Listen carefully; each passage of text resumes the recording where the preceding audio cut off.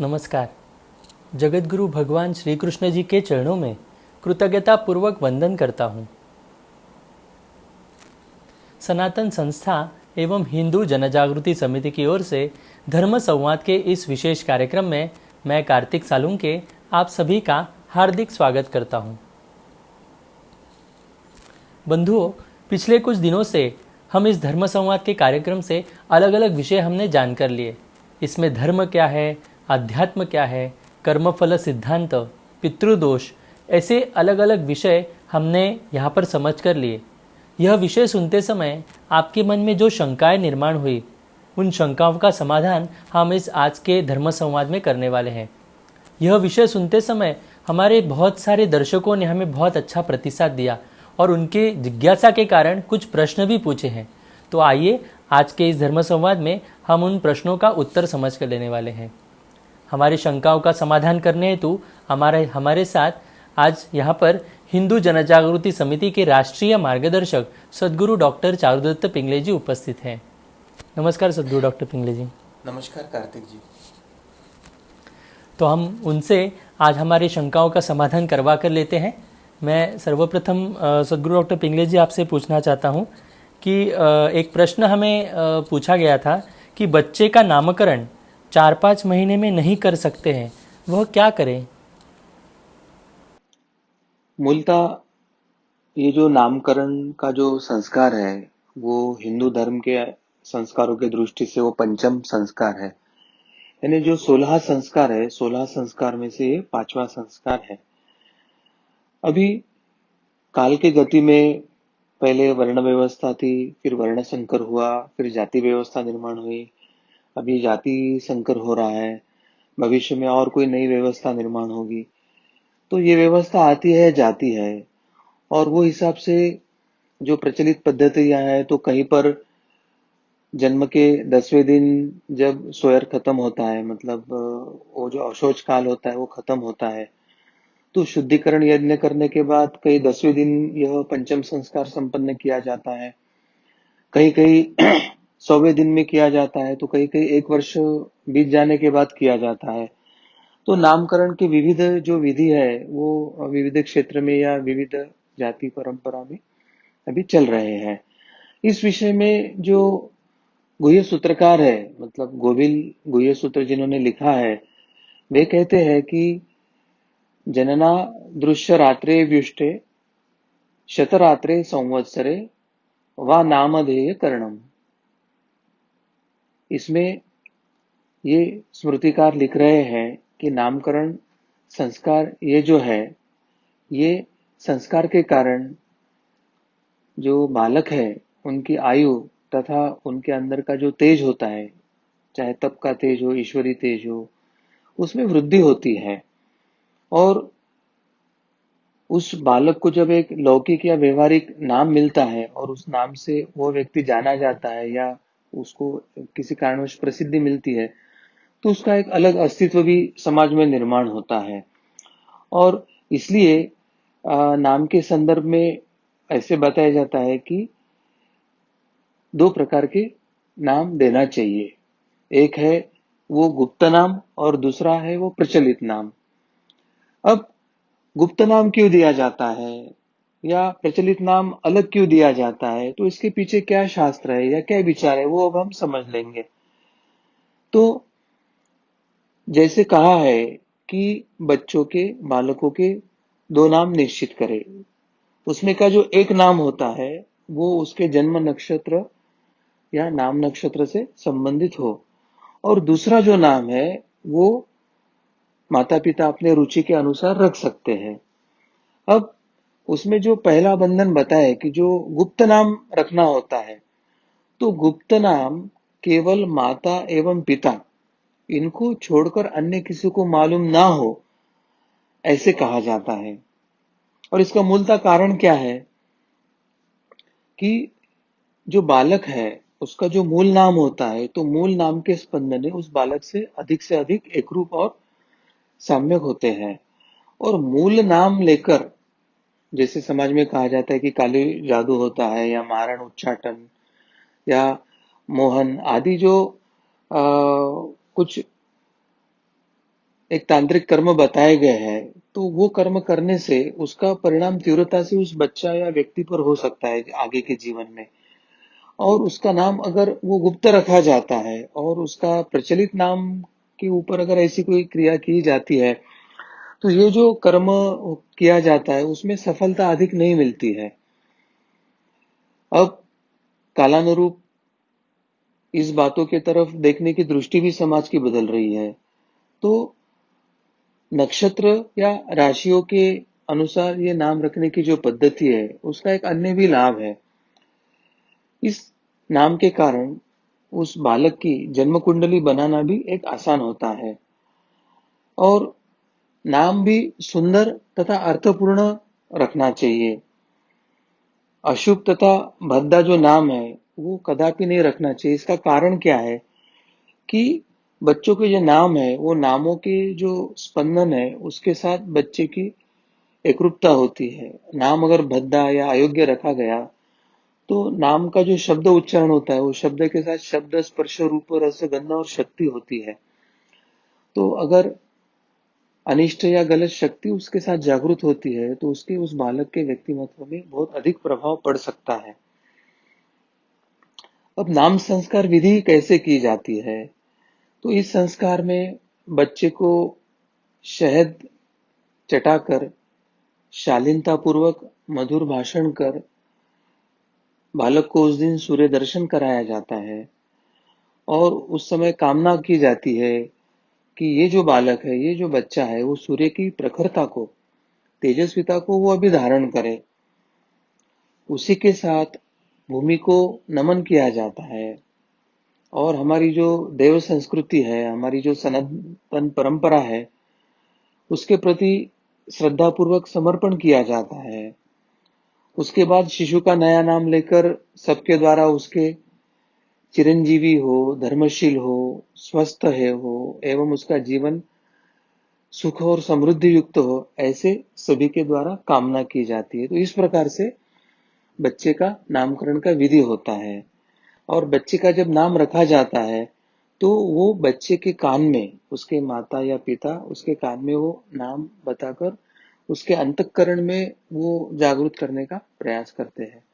इस तरह से एक साधारण नामकरण की विधि होती है। अब कभी कभी मन में प्रश्न उठता है कि ये नामकरण करना है तो उसके लिए आधार क्या होना चाहिए या आधार क्या हो सकता है। तो नामकरण के लिए साधारण 3 आधार माने गए हैं। पहला जो होता है कि जिस नक्षत्र में शिशु का जन्म होता है उस नक्षत्र ही पहचान रहे। तो जन्म नक्षत्र जो होता है वह नामकरण का भी आधार होता है और वह उस बालक की पहचान भी होती है। और इसलिए उस नक्षत्र के लिए जो नियत अक्षर होते हैं, अलग अलग नक्षत्रों के लिए अलग अलग अक्षर वहां दिए जाते हैं, हमारे पंचांग में वो लिखे होते हैं। उस अक्षर के अनुसार पहला शब्द लेकर फिर वो बच्चे का नाम निर्धारित किया जाता है। इससे दूसरा अर्थ है कि वो पहले शब्द के अनुसार बच्चे के जन्म नक्षत्र का अपने आप पता चलता है और ज्योतिषीय राशि फल भी है उसी में वो ध्वनित हो जाता है। अब जो दूसरा निकष लगाया है, दूसरा जो आधार है नामकरण का, वो मूल रूप से नामों की वैज्ञानिकता बने इस दृष्टि से होता है। यानी उसके गुण कर्म या फिर हमें जो अपेक्षा है उन सबको लेकर ऐसे नाम रखा जाता है कि भविष्य में उस नाम के अर्थ को या ध्येय को वो बच्चा प्राप्त करे। और तीसरा जो नाम होता है वो नाम उसका जाति नाम, वंश नाम, गोत्र आदि की जानकारी के लिए वो दिया जाता है। तो इस तरह से नामों के ये 3 आधार होते हैं और नामकरण का विधि संक्षेप में ऐसे किया जाता है। उसको सविस्तर अलग अलग प्रकार से हम उसको अलग अलग क्षेत्र के रूढ़ी परंपरा से उसको हम जानकर ले सकते हैं, पर संक्षेप में सार बिंदु स्वरूप इतनी बातें तो हमको कम से कम जानना आवश्यक होता है। जी। सदगुरु डॉक्टर पिंगले जी, हमें एक जिज्ञासु से इस प्रकार से एक प्रश्न आया था। वो पूछते हैं कि कल्कि अवतार के संदर्भ में आपके पास कोई जानकारी है क्या? अगर क्या ये केवल कल्पना है, ऐसे उनका प्रश्न था। तो इसके बारे में आप हमें मार्गदर्शन करें। हमारे धर्म ग्रंथों में जो अवतार परंपरा का वर्णन है वो पूर्णतः सत्य है। और कल्कि अवतार की बारे में जो चर्चा शुरू है वो कोई केवल कल्पना नहीं, तो वो सत्य ही है। यह हमें समझ कर लेने की आवश्यकता है। और सनातन धर्म का वैशिष्ट्य यह है कि धर्म संस्थापना के लिए जो जो अवतार हुए, जो जो अवतार प्रकट हुए, उनकी भविष्यवाणी पहले ही हो चुकी थी। जैसे वाल्मीकि जी ने रामायण 200 वर्ष पूर्व लिखा था, और उसमें उन्होंने स्पष्टता से लिखा था कि श्री विष्णु ही श्री राम जी के अवतार धारण करके भूतल पर आएंगे और उनके अवतार में वो रावण नामक एक असुर का संहार करेंगे। अब श्री कृष्ण का जब अवतार हुआ था, तो श्री कृष्ण के अवतार यानी उसके जन्म के पूर्व ही, देवकी माता के विवाह के समय ही जब आकाशवाणी हुई थी कि इस देवकी का 8वां पुत्र ही तेरे नाश के लिए निमित्त बनेगा, तो उसके बाद जब वो एक एक पुत्र को मारकर कंस अपने पाप का घड़ा भरा रहा था, तो जब 8वीं पुत्री को वो मारने के लिए गया, तो उससे हाथ से जब वो पुत्री छूटकर आकाश में चली गई, तो उसने भी उस समय कहा था कि तेरा वध करने वाला जो है वो तो जन्म ले चुका है। तो इस तरह से जन्म के पहले और जन्म के समय विविध स्तर की भविष्यवाणी होकर अवतारों का संकेत हमें मिला है। विष्णु के अन्य अवतारों की तरह कल्कि का वर्णन वेदों में निश्चित नहीं है, लेकिन पुराणों में कल्कि अवतार के बारे में हमें व्यवस्थित वर्णन मिलता है। उसमें भी विष्णु पुराण तथा भागवत पुराण, ये दोनों में ही कल्कि अवतार का विशेष उल्लेख आया है। कल्कि पुराण तो पूरी तरह से इस अवतारी कार्य के लिए ही लिखा गया है और केंद्रित है, ऐसे हमें समझ में आता है। कल्कि अवतार जो है विष्णु का, ये भावी और अंतिम अवतार माना गया है। पौराणिक मान्यता के अनुसार पृथ्वी पर जब पाप की परिसीमा हो जाएगी और अभी पाप ना तो मनुष्य को ना तो पृथ्वी को झेलने योग्य ऐसी स्थिति होगी, उस समय दुष्टों के संहार के लिए विष्णु का यह अवतार प्रकट होगा। ये जो कल्कि अवतार होगा, वे अपने माता पिता की 5वीं संतान होगी, और वे जब कार्य करेंगे तो वो अपने देवदत्त नामक घोड़े पे आरूढ़ होकर हाथ में तलवार लेकर वो दुष्टों का संहार करेंगे। ऐसे अभी से ही स्पष्टता से उनके अवतारी कार्य के बारे में लिख के रखा है। जब ये दुष्टों का संहार होके धर्म संस्थापना होगी, तब सतयुग का प्रारंभ होगा, ऐसे भी कहा गया है। युग परिवर्तनकारी भगवान कल्कि के अवतार का प्रयोजन यह विश्व कल्याण ही बताया गया है, और भगवान का यह अवतार निष्कलंक भगवान इस नाम से भी जाना जाएगा, ऐसा भी उल्लेख इस अवतार के संदर्भ में समय समय पर आया है। श्रीमद् भागवत पुराण में विष्णु के अवतारों की कथाएं का विस्तार से वर्णन हमें मिलता है।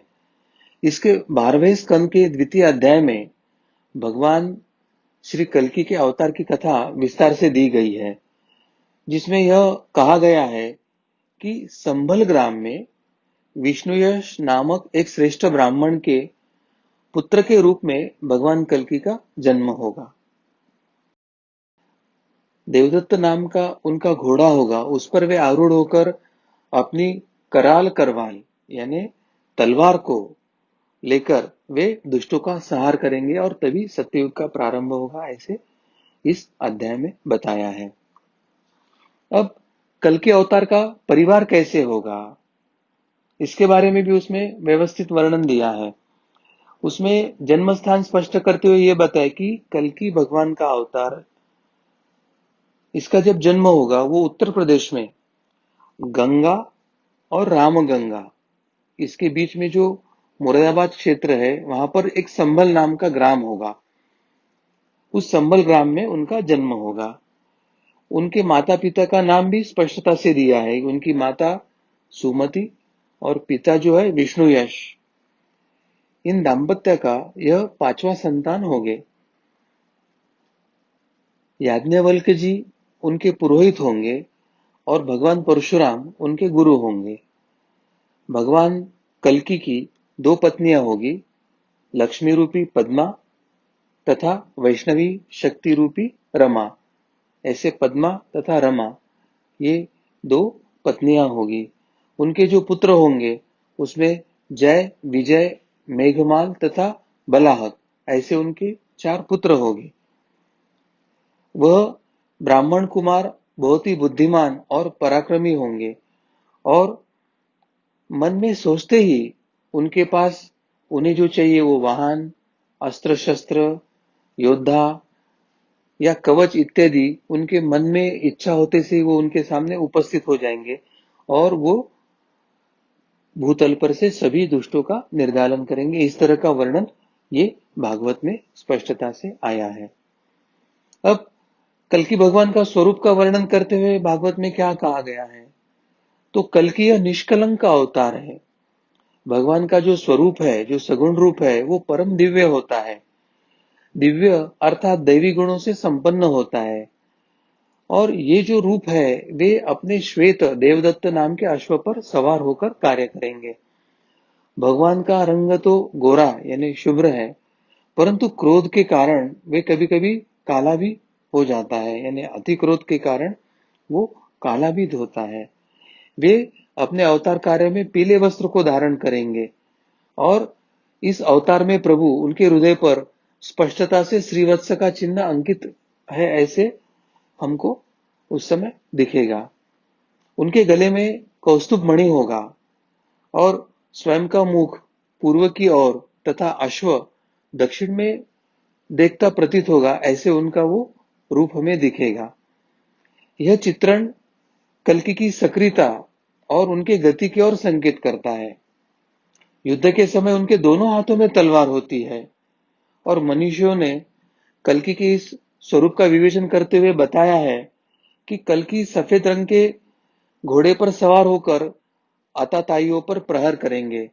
अब यहाँ पर सफेद घोड़े, इसका आध्यात्मिक परिप्रेक्ष्य में अर्थ होता है कि सत्व गुण पर वो सवार होकर आताताई यानी रजतम या तमोगुणी जो असुर है, क्लेश कारक है, उनका वे नाश करेंगे। उनके हाथों में तलवार तो होती है परंतु वो धनुष्य भी धारण करते हैं।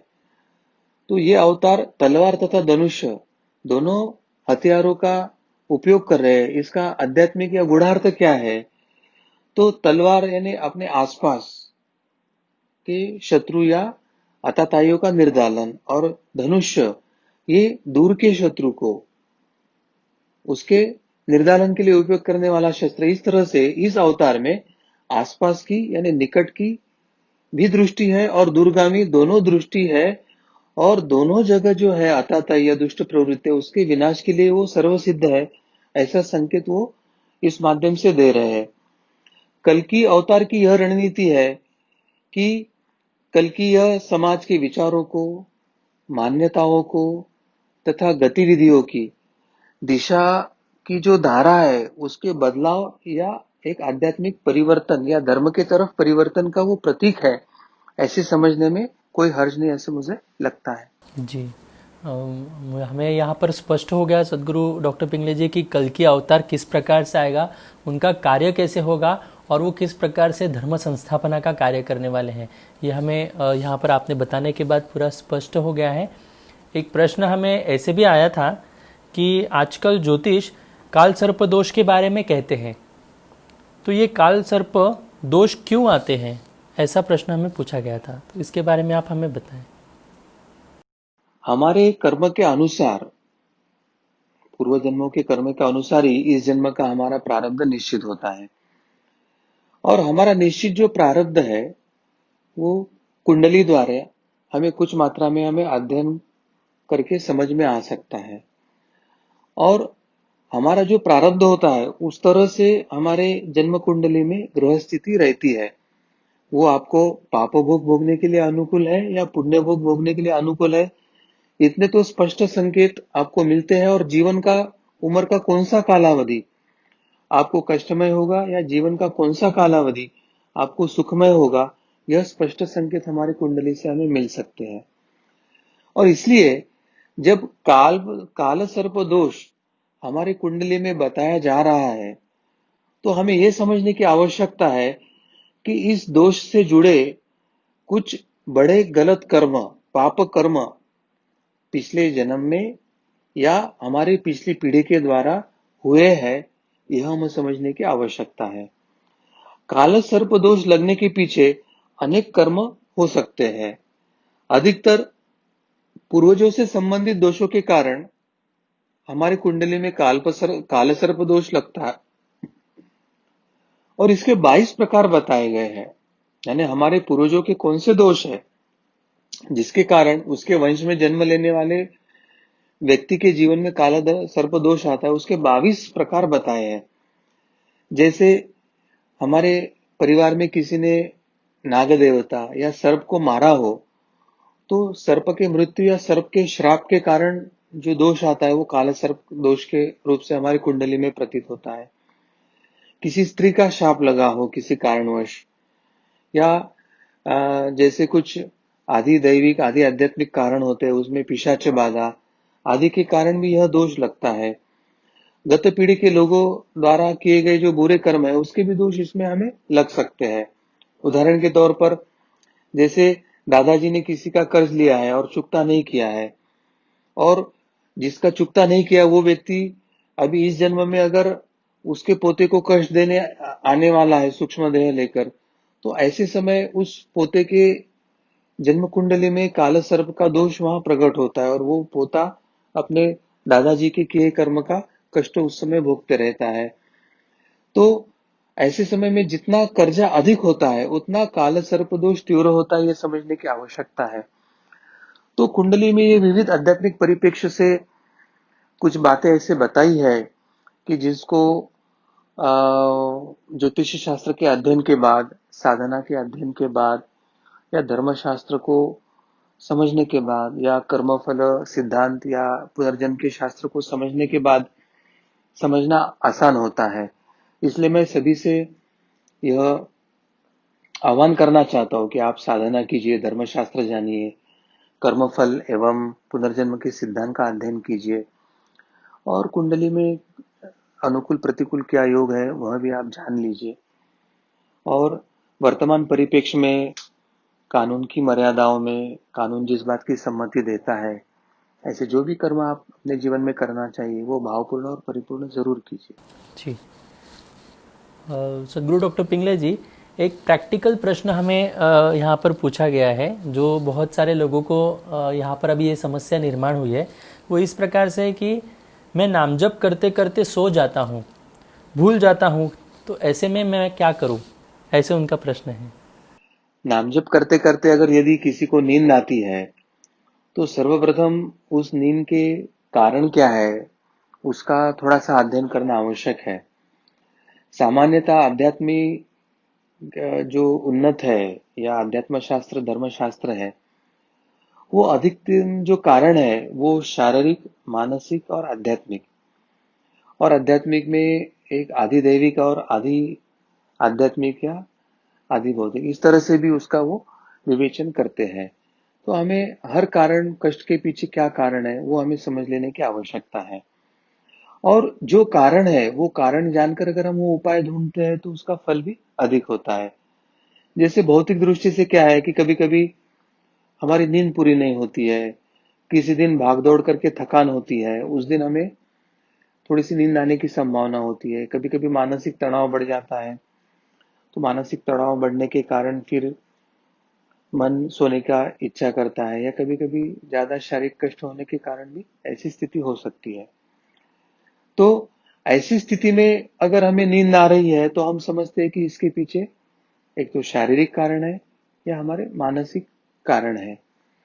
मगर हमारा कोई शारीरिक परिश्रम नहीं हुआ है, मानसिक परिश्रम नहीं हुआ है, सामान्य जीवन है और सामान्यतः हमें नींद नहीं आती है, परंतु ऐसे समय हम जब नाम जप को बैठते हैं तब हमें नींद या ग्लानि आती है, तो यह हमें संकेत करता है कि ये होने वाला कष्ट हो सकता है आध्यात्मिक कष्ट हो।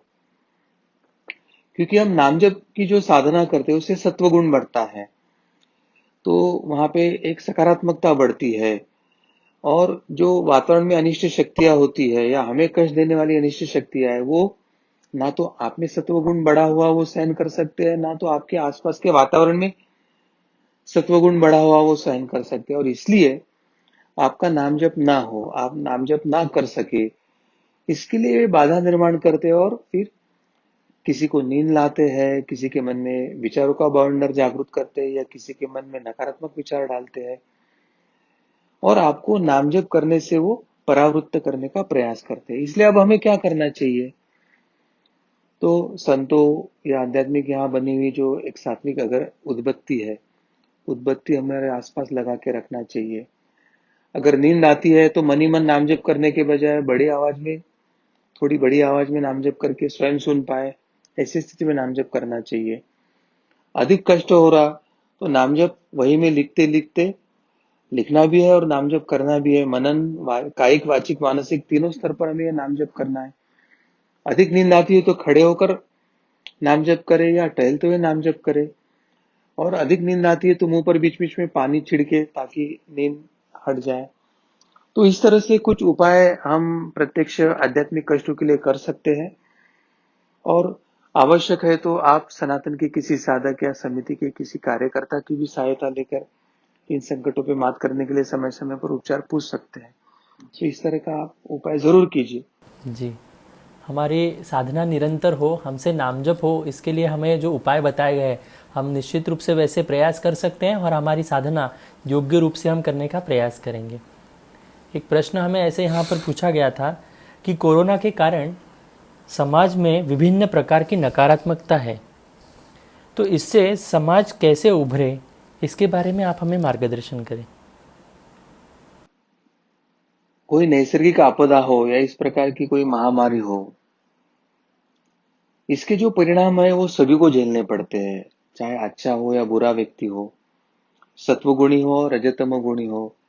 जैसे कहते हैं कि अग्नि में सूखी लकड़ियों के साथ गीले को भी जलना पड़ता है, उसी तरह से जब ऐसे आपदा आती हुए तो बुरे व्यक्तियों के साथ अच्छे व्यक्तियों की भी कष्ट झेलना ही पड़ता है।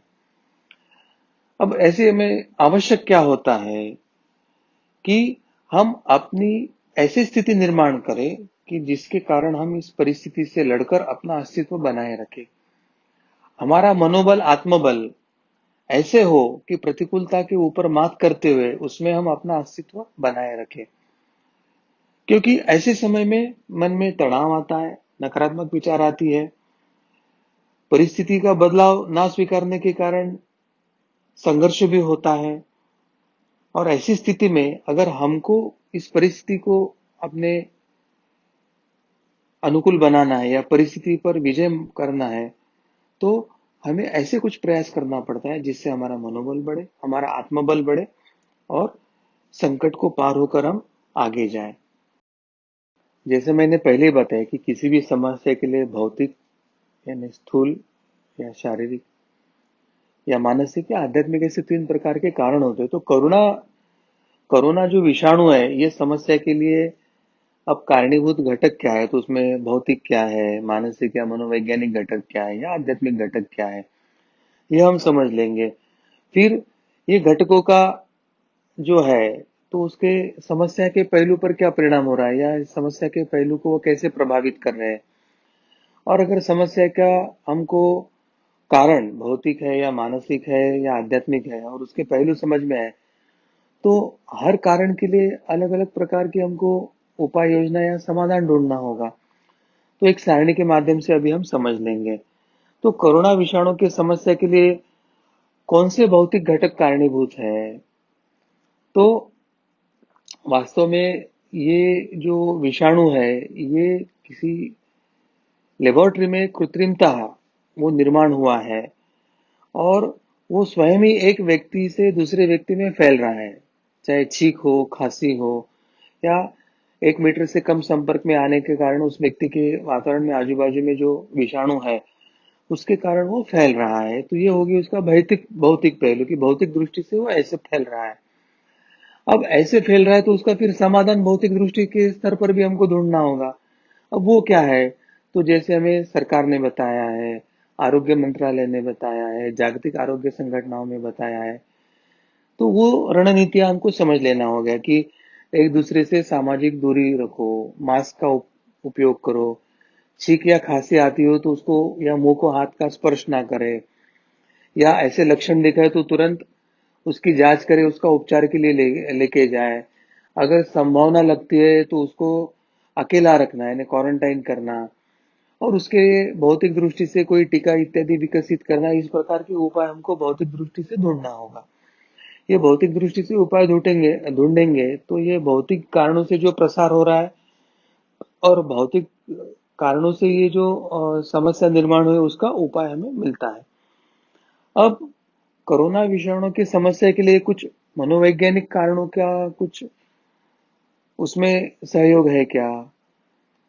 तो अब मनोवैज्ञानिक कारण क्या हो सकते हैं कि लोगों में एक सामाजिक बंधन होता है, आपस में मेलजोल की वृत्ति होती है, कोई गले लगता है तो कोई पाश्चात्य इसमें वो एक दूसरे के करीब जाकर चुंबन इत्यादि भी प्रकार करते हैं। तो यह जो एक मनोवैज्ञानिक हमारी आदत है या कारण है, उसके कारण इस प्रसार को एक बढ़ावा मिल सकता है। अब दूसरा इसमें मनोवैज्ञानिक प्रभाव क्या हो सकता है कि अगर विषाणु का हमें संक्रमण होगा क्या, मुझे कोरोना हो गया क्या, इस तरह का एक मन में डर आकर उसका एक तनाव निर्माण हो सकता है। या फिर नहीं होने के उपरांत भी वो डर के कारण ही व्यक्ति आधा मरा सा हो जाता है, मनोबल खत्म हो जाता है। अभी आर्थिक समस्या पूर्णतः निर्माण नहीं हुई या पूर्ण औद्योगिक जो है वो ठप नहीं हुआ है, या आर्थिक जो समाज की या राष्ट्र की व्यवस्था है वो अभी कोलैप्स नहीं हुई, फिर भी भविष्य कैसे होगा, भविष्य में आर्थिक नियोजन कैसे रहेगा, इसके बारे में मन में शंका, किसी की नौकरी जा रही है, जाने की संभावना है तो उसका परिणाम हो सकता है, या हमारे कोई प्रियजन का मृत्यु या खोने का डर है या हुआ है तो उसका मानसिक परिणाम। इस तरह के एक मनोवैज्ञानिक उसमें पहलू निर्माण होते हैं। तो इसके ऊपर उपाय क्या है? तो मन के हमारी जो आदत है उस पर हमें नियंत्रित करना होगा। ये जो मेलजोल है उसको, या सामूहिक हमें एकत्रीकरण जो होता है उस पर निर्बंध लगा के एक सामाजिक दूरी जो है उसका महत्व जानकर वैसे हमको प्रत्यक्ष कृति करना। संबंधित समस्याओं के लिए एक मानसिक हमको परामर्श करना होगा, जिसको हम काउंसलिंग कहते हैं। डर या भय या भविष्य की चिंता के लिए स्वयं सूचना, या जिसको ऑटो सजेशन या साइकेट्रिक पर्सनैलिटी डिफेक्ट काउंसलिंग में जो हमें बताया जाता है उस प्रकार के कुछ हमको उसको उपाय निकालना होगा। हमारा मन मजबूत हो, परिस्थिति स्वीकारने के लिए सक्षम हो, परिस्थिति पर मात करने के लिए मनोबल निर्माण हो, इसके लिए हमें स्वभाव दोष एवं अहम निर्माण की प्रक्रिया, जिसको हम अंग्रेजी में पर्सनैलिटी डिफेक्ट रिमूवल या ईगो रिमूवल प्रोसेस ऐसे जो कहते हैं, तो ऐसे कुछ प्रक्रियाओं को हमको सहायता लेने की आवश्यकता है। और तीसरा जो ये समस्याओं का जो कारण होता है उसमें एक आध्यात्मिक परिप्रेक्ष्य होता है, और सामान्यतः हर समस्या में आध्यात्मिक परिप्रेक्ष्य होता ही है। और आयुर्वेद हो या अध्यात्म शास्त्र हो या धर्मशास्त्र हो, वो हर समस्या के लिए आध्यात्मिक कारण मीमांसा बताते हैं। अब जो स्वयं को सुधारवादी कहते हैं या स्वयं को पुरोगामी कहते हैं या सेकुलर कहते हैं, वो बहुत से लोग ये आध्यात्मिक परिप्रेक्ष्य को जानते नहीं। मगर इस कोरोना आपत्ति ने पूरे विश्व को विज्ञान पर अंधश्रद्धा रखकर विज्ञान को ही श्रेष्ठ मानने वालों को अपने घुटने के बल बिठा दिया है। ना तो विज्ञान ना तो दवाई अभी तक मनुष्य को कुछ सहायता कर पाई है। तो विज्ञान की भी मर्यादा यहाँ पर स्पष्ट हुई है। इसका मतलब ये नहीं है कि विज्ञान का उपयोग ना करें, मगर हर चीज की मर्यादा हमको समझने की आवश्यकता है। मगर यहाँ पर आध्यात्मिक जो पहलू है, परिप्रेक्ष्य है, उसका महत्व यहाँ पर जागृत होता है। और अध्यात्म के परिप्रेक्ष्य में इस विषाणु के प्रसार में शक्तिशाली अनिष्ट शक्तियों का सहभाग है, ऐसे शास्त्र कहता है। और कोरोना विषाणु की समस्या और उसके प्रसार का मूल कारण ये आध्यात्मिक परिप्रेक्ष्य में ही है। लोगों ने जो रजतम या अपनी बुरी वृत्ति, स्वार्थी वृत्ति, भ्रष्टाचारी वृत्ति, दूसरे को कष्ट देने की वृत्ति, स्वयं के सुख के लिए दूसरे को प्रताड़ित करने की वृत्ति, आर्थिक महासत्ता बनने की, विश्व पर राज करने की, मेरे ही पंथ का प्रसार हो, दूसरे पंथ नष्ट हो जाए, इस प्रकार की जो तमोगुणी वृत्तियों का जो उत्कर्ष हुआ है, उसके कारण जो समाज में एक सत्वरजतम का असंतुलन निर्माण हुआ है, उसके कारण ये अनिष्ट शक्तियां प्रबल होकर उन्होंने ये आपत्ति लाई है। और इसका आध्यात्मिक परिप्रेक्ष्य में ही उपचार ढूंढना पड़ेगा। और आध्यात्मिक परिप्रेक्ष्य का पहला उपचार यानी आपको नियमित साधना करनी होगी, योग्य साधना करनी होगी, धर्म का ज्ञान करना होगा। हर समस्याओं के पीछे आदि भौतिक, आदि दैविक, आदि आध्यात्मिक क्या कारण होते हैं वो मीमांसा करके सीखने की आपको आवश्यकता होगी। कर्मफल न्याय, पुनर्जन्म या धर्मशास्त्र को समझकर उसके मार्ग पर चलने से क्या हमें लाभ होता है और उसके विरोध में चलने से क्या हमारी हानि होती है वो समझने की आवश्यकता है। तो ऐसे संत जो व्यष्टि और समष्टि साधना के बारे में दिशा दर्शन देते हैं, जो व्यष्टि साधना के साथ समाज और राष्ट्र रक्षण की लिए दिशा दर्शन देते हैं, जो व्यष्टि साधना के साथ धर्म प्रसार, धर्म का शुद्ध प्रसार, अध्यात्म शास्त्रीय परिभाषा में प्रसार, वैज्ञानिक भाषा में धर्म को समझने की प्रक्रिया, धर्म विज्ञान जानने की प्रक्रिया करने वाले ऐसे जो संत हैं, ऐसे समष्टि संतों का मार्गदर्शन लेकर अगर हम साधना का प्रारंभ करते हैं तो ऐसे समस्याओं के ऊपर हम उपाय भी कर सकते हैं और आने वाले समय में हम समाज में धर्म की स्थापना की प्रक्रिया में सहभागी हो सकते हैं। तो ऐसे कुछ बातें हमें समझ कर लेना अत्यंत आवश्यक है, ऐसे मुझे लगता है। और इसके लिए और क्या करना चाहिए कि साधना करके हमें नाम जप करना चाहिए, हमारे उद्देश्यों को जानकर हमें प्रार्थना करनी चाहिए, तो उससे हमारा आत्मबल वृद्धिंगत होता है। तो आत्मबल बढ़ने से हमारी जो रोग प्रतिकारक शक्ति होती है वो वृद्धिंगत होने के कारण विषाणुओं के जो कुछ रोग है तो उसको हम सक्षमता से लड़कर उस पर मात कर सकते हैं। अब वर्तमान जो महामारी है उसके कारण जानना, समस्या का मूल जानना और उसका समाधान जानना और जानकर वो प्रत्यक्ष कृति में लाना,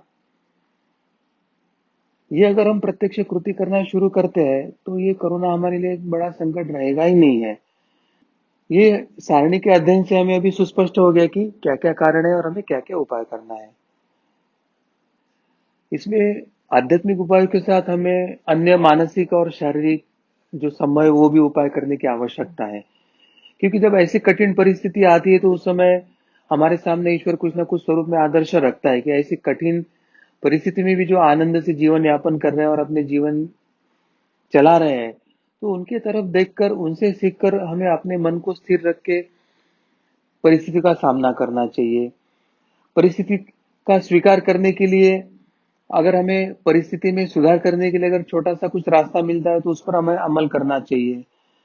ऐसे परिस्थिति में जो आर्थिक संकट आ रहा है तो ऐसी समस्या से उभरने के लिए हमें वर्तमान जो हमारी जो जीवन शैली है उसमें बदलाव करके पैसे की बचत हो, कम खर्च हो और इस आर्थिक संकट से उभरने के लिए हमारे पास कुछ धन संचय हो, इस तरह का विचार करके हमारे जीवन शैली में भी हमें बदलाव करने की आवश्यकता है।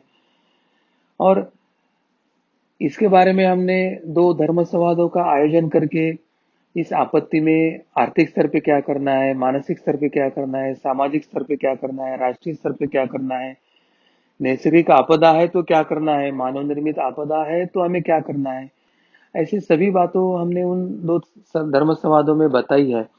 तो आप भी हमारे YouTube चैनल पे जाकर इस धर्म संवादों को देखकर स्वयं अध्ययन करें और अपने अपने रास्ते निकाल कर उस मार्ग पर चलना शुरू कर दें। जी, बहुत बहुत धन्यवाद सदगुरु डॉक्टर पिंगले जी। ये अत्यंत वर्तमान स्थिति में ये कठिन समय जो चल रहा है उसके ऊपर उपाय क्या है ये अभी हमें यहाँ पर पता चले, और जैसे हमें यहाँ पर बताया गया इस कोरोना के संकट के समय हमारा अभी कर्तव्य क्या है, हमें किस प्रकार से उपाय करने हैं, ऐसे विषयों पर 2 धर्म संवाद हो चुके हैं और आप हमारे इस YouTube चैनल पर ये धर्म संवाद अवश्य देख सकते हैं। इसमें आपको हर प्रकार का मार्गदर्शन है वो आपको मिलेगा। और जैसे हमें पता चला कि ये जो बीमारी है ये आध्यात्मिक स्वरूप से है, तो इस पर उपाय यानी साधना, तो वो साधना की दृष्टि से आप नामजप अगर करना चाहते हैं तो हमारा सुबह 10:30 बजे नामजप सत्संग भी चलता है। इसी चैनल पर आप उसको अवश्य देख सकते हैं और साधना प्रारंभ कर सकते हैं। हम अगले प्रश्न की ओर जाते हैं। एक प्रश्न हमें यहाँ पर आया था कि इस जन्म में अधिक पुण्य कर्म किए तो अगले जन्म में मनुष्य देह मिलेगा क्या? देखो, हमारे जो जन्मों के कर्म है या जन्मों जन्मों के कर्म है उसका जो फल है चाहे पाप हो या पुण्य हो वो आपका मृत्यु के बाद का प्रवास और फिर आपका अगला जन्म जो है वो तय करता है। अब किसी को लगता है कि पुण्य कर्म करना अच्छा है और पाप करना बुरा है, तो ये तो पाप की तुलना में पुण्य कर्म करना अच्छा ही है। परंतु पाप कर्म करके हम नरक में जाते हैं और फिर अगले जन्मों में हम पाप के फल भोगते हैं, तो हमारा जीवन बहुत कठिन होता है अलग अलग योनि में। और अगर हम पुण्य कर्म करते हैं तो पुण्य कर्म करने वाला पहले स्वर्ग में जाता है, स्वर्ग में भोग भोगता है, और पुण्य कर्म जब खत्म हो जाता है तो फिर से उसको भूतल पर जन्म लेकर अपने संचित के जो अगले प्रारब्ध है उसको भोगने के लिए उसको पृथ्वी पर ही दोबारा जन्म लेना पड़ता है। और शास्त्र क्या बताता है कि पुण्य से स्वर्ग प्राप्ति होगी और पापों से नरक की प्राप्ति होगी, मगर दोनों आपको दोबारा जन्म लेने के लिए पृथ्वी पर ही लाएगा।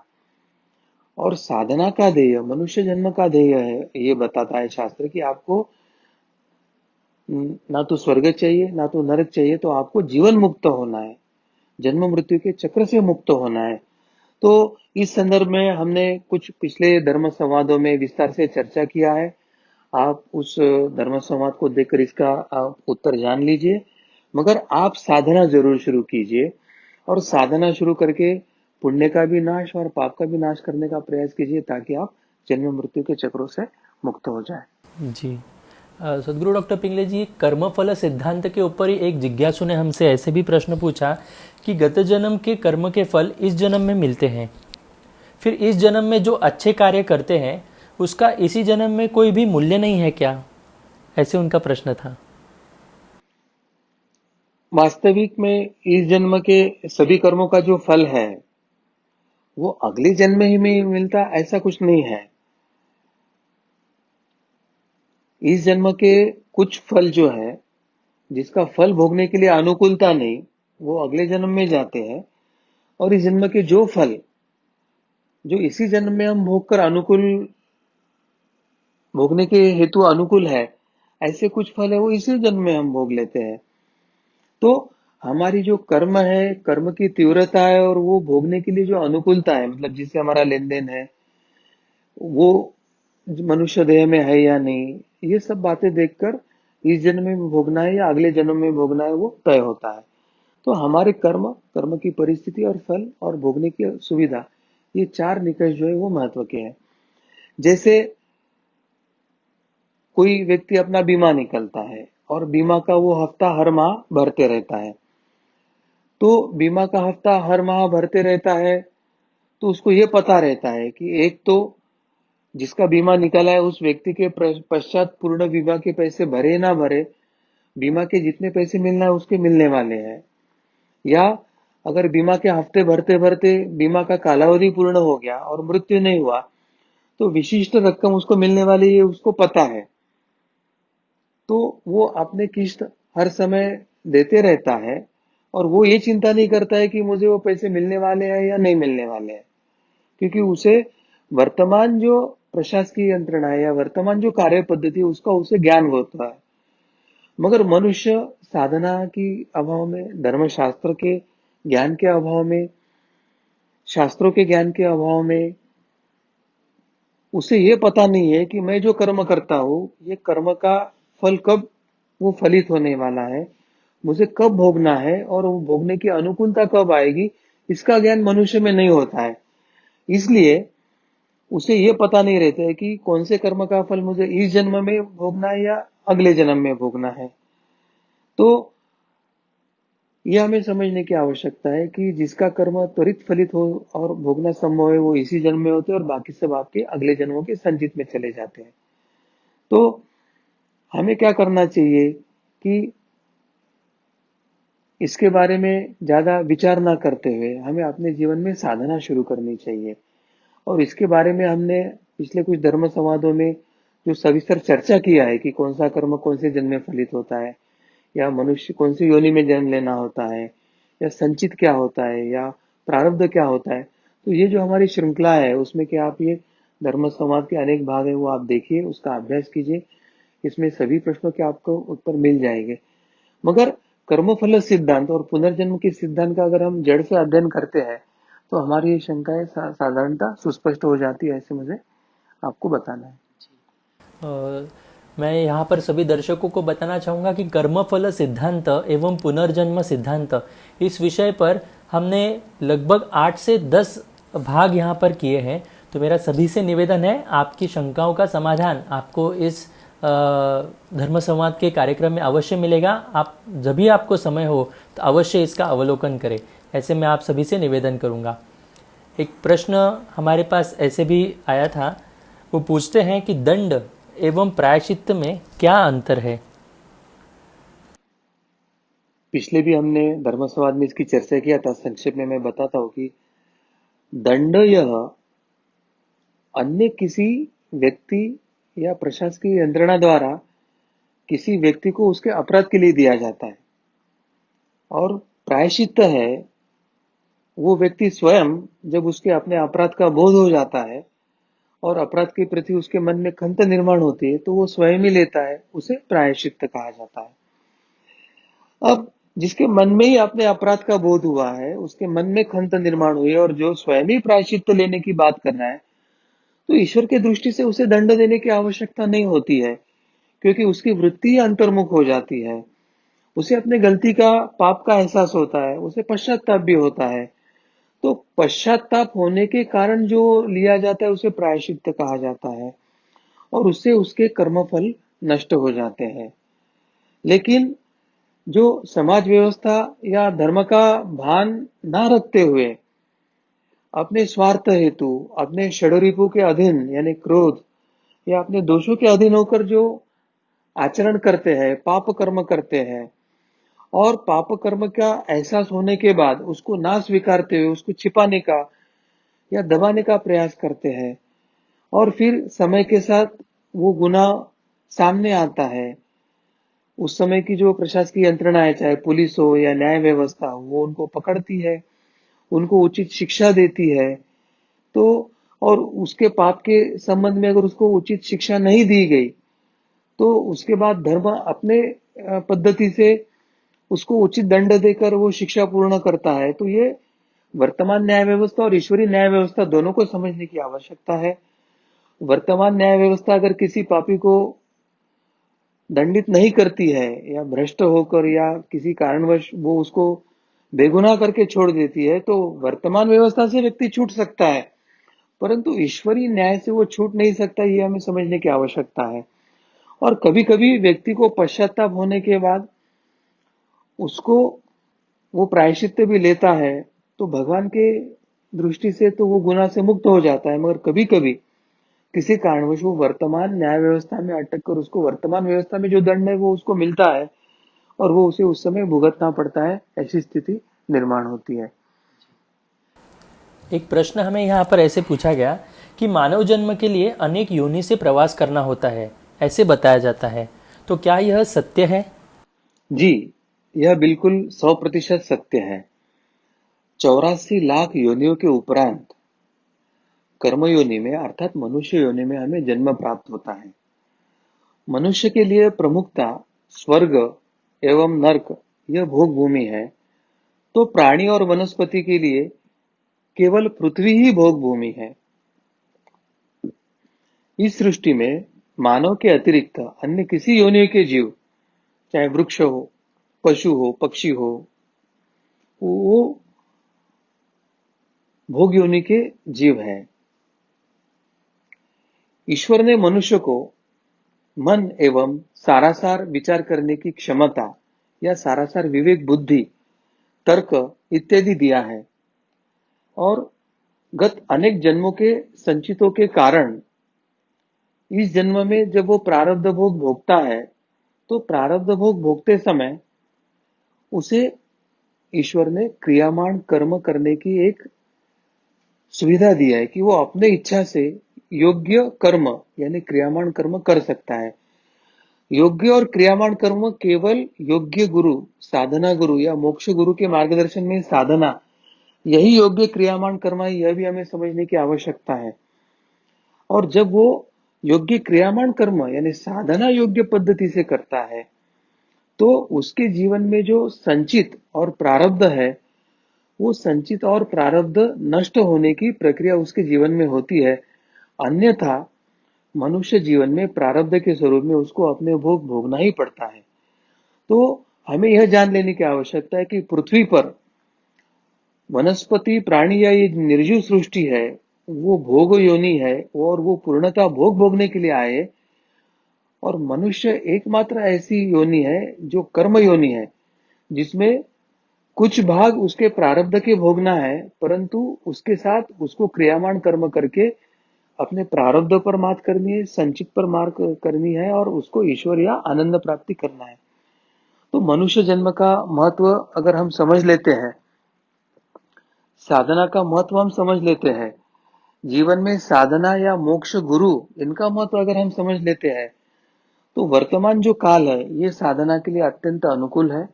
ये संधि काल है, हजारों जन्मों की साधना इस काल में संभव है। तो इस समय साधना करके जीवन मुक्त हो, ईश्वर प्राप्ति करो, आनंद प्राप्ति करो।